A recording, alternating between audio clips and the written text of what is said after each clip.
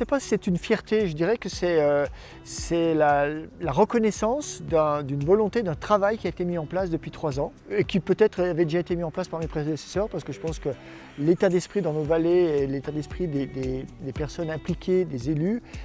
quand on habite un village comme les Côtes-Amines, quand on habite une vallée touristique avec ses qualités, ses défauts, ses problématiques,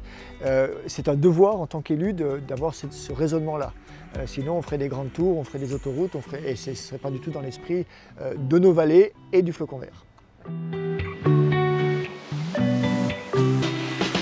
Et pour moi le Flocon Vert c'est surtout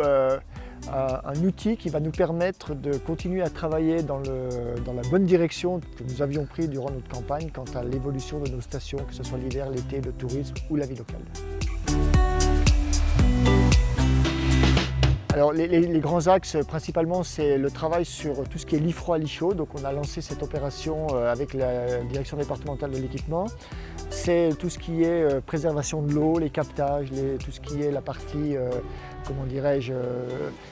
optimisation de nos ressources. Et puis tout ce qui est aussi mobilité douce au sein de notre village, où on a un village qui est relativement étalé en longueur et on travaille beaucoup sur le déplacement des populations, que ce soit par des chemins à mobilité douce, que ce soit des chemins aménagés, voies vertes entre autres, que ce soit au niveau du vélo, que ce soit au niveau des transports en commun, pour justement réduire au maximum l'impact des voitures dans une station comme la nôtre en pleine montagne. Ce n'est pas une démarche qui est difficile à mettre en place dans la mesure où la volonté initiale de l'équipe municipale était d'aller dans ce sens-là. Pas autour du Flocon Vert, mais autour de ce que le Flocon Vert peut nous amener à mettre en place. Après, la problématique, elle est de mobiliser le monde, mobiliser les sociopros, mobiliser les différents prestataires. Et là, ça nécessite effectivement pas mal de temps, pas mal d'actions, pas mal